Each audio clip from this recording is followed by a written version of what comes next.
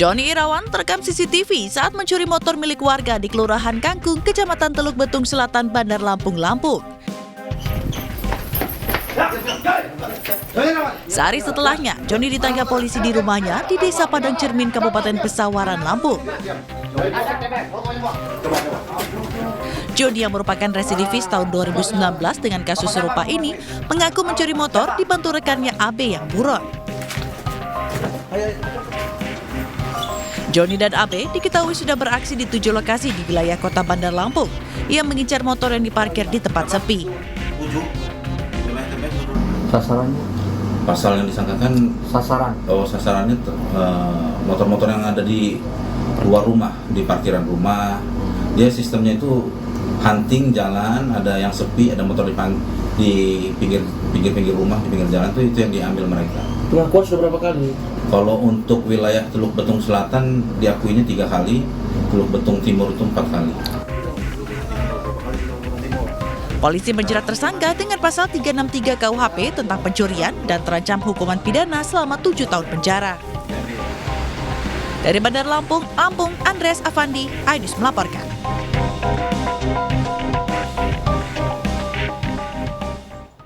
Pemirsa, entah apa yang ada di benak seorang pemuda di Lampung Selatan, Lampung.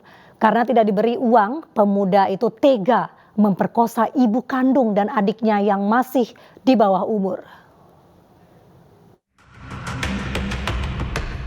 S, pemuda 19 tahun ini dijemput paksa aparat Polsek Katibung, Lampung Selatan, Lampung di rumahnya tanpa perlawanan. Ia dilaporkan telah memperkosa 2 wanita yang ironisnya ternyata adalah ibu kandung dan adik perempuannya yang masih di bawah umur. Korban yang tidak tahan dengan perbuatan anak kandungnya itu kemudian meminta tolong pada perangkat desa. Aksi bejat ini diketahui sudah berlangsung sejak 2021 lalu. Ini bermula ketika korban tidak memberikan uang.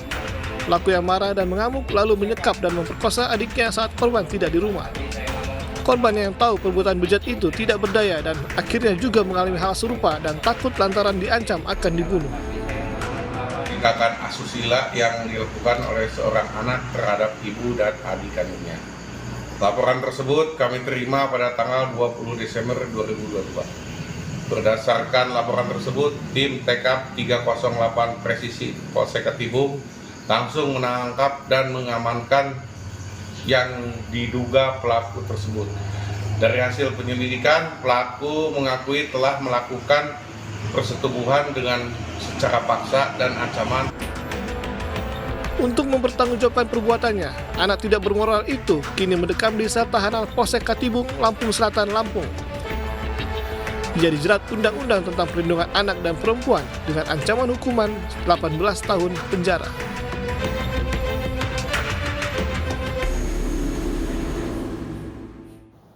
Polisi mengamankan 8 kg kokain tak bertuan yang ditemukan di hutan Teluk Simas, Kepulauan Anambas, Kepulauan Riau. Polisi menduga barang haram itu merupakan bagian dari hasil penemuan sebelumnya.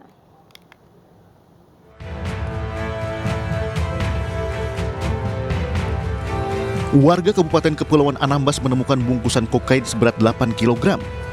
Warga kemudian melapor ke Polsek Jemaja dan polisi langsung menyisir lokasi. Warga menemukan barang haram ini ketika mencari kayu di hutan Teluk Simas. Saat diperiksa, kokain dibungkus dengan plastik berbendera Israel yang dimasukkan ke dalam jerigen. 8 paket kokain ini diduga bagian dari hasil penemuan sebelumnya sekitar 48,5 kg atau 45 bungkus pada Juli lalu. Pasalnya, sebagian bungkus kokain identik dan memiliki kode yang sama pada kemasan, meski dibalut dengan plastik bendera negara asing.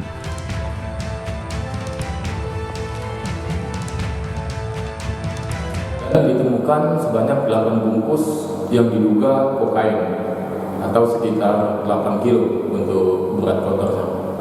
Selanjutnya nanti akan digeser ke Polres untuk dilakukan uji laboratorium forensik dan juga kita akan melaksanakan penyelidikan lebih lanjut. Rencananya Polres Kepulauan Anambas juga akan menyelidiki lebih lanjut dan uji laboratorium forensik kokain tak bertuan ini. Dari Kepulauan Anambas, Kepulauan Riau, Alfi Al-Rashid, iNews melaporkan.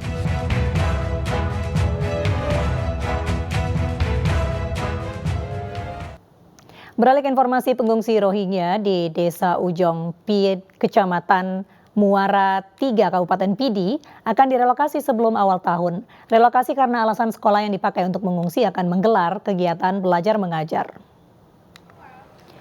Para pengungsi saat ini ditampung sementara di bangunan SMP 2 Muara 3 Pidi, dan saat ini petugas imigrasi kelas 1 Banda Aceh masih mendata seluruh pengungsi. Untuk kebutuhan makan para imigran Rohingya, saat ini juga masih ditanggung oleh pemerintah Kabupaten Pidi dan warga sekitar, termasuk penanganan kesehatan para pengungsi Rohingya.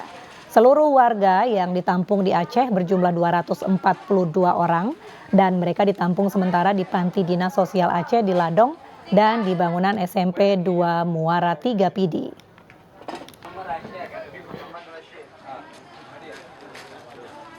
Pemindahan karena di sekolah ini mungkin tanggal 3 semua murid sudah belajar seperti biasa.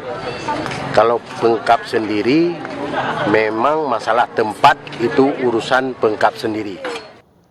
Mantan Menteri Pemuda dan Olahraga Roy Suryo divonis 9 bulan penjara oleh Pengadilan Negeri Jakarta Barat. Roy Suryo terbukti secara sah dan meyakinkan bersalah terkait penistaan agama Mem Stupa Candi Borobudur.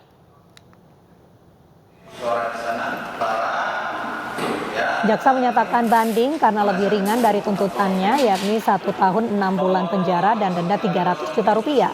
Sementara kuasa hukum Roy Suryo masih berpikir untuk menerima atau banding. Dalam sidang yang diikuti Roy Suryo secara daring dari Rutan Salemba, terdakwa dinyatakan bersalah secara sah dan meyakinkan karena dengan sengaja menyebarkan informasi yang dapat menimbulkan rasa kebencian dan perpecahan berdasarkan sara penistaan agama Mem Stupa Candi Borobudur.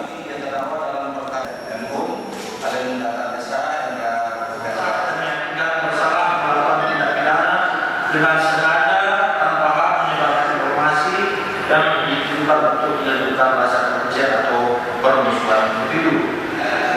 Kami menyatakan bahwa saudara dihukum selama 9 bulan, ya, dari tuntutan 1 tahun setengah, dan jaksa menyatakan banding, sedangkan penasihat hukum menyatakan pikir-pikir. Sejumlah warga nekat menangkap buaya dengan tangan kosong. Informasinya di iNews Malam, usai jeda.